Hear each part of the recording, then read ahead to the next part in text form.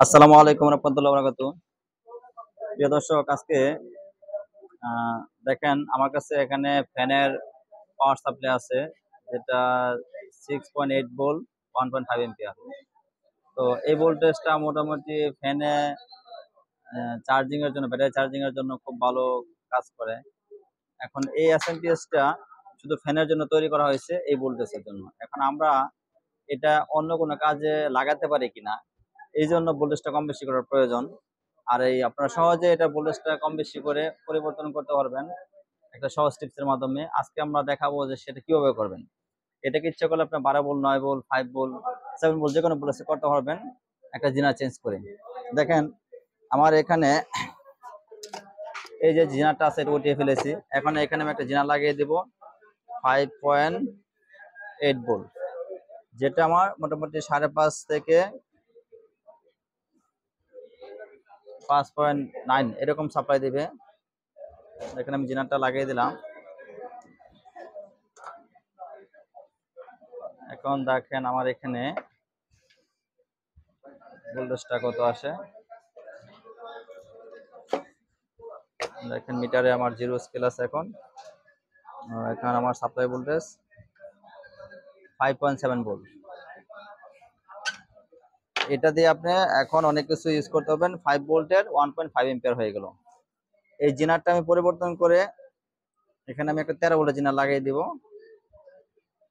তখন আমার এটাই আবার 13 ভোল্ট সাপ্লাই কাজ করবে।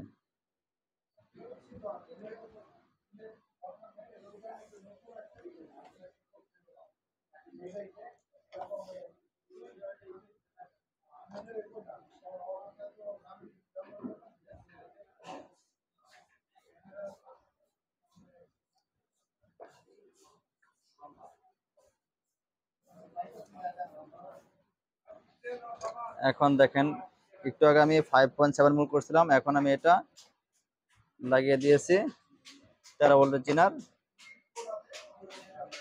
দেখেন 13.5 ভোল্ট আছে আমার এটা। এখন এসএমপিএস 13.5 ভোল্টের এসএমপিএস।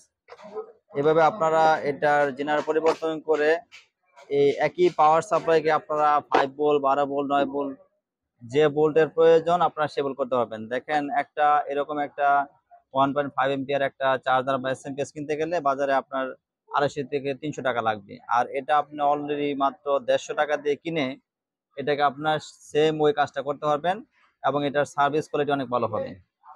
তো আপনারা এইভাবে মোটামুটি পরিবর্তন করে অনেক কাজে লাগাতে পারবেন।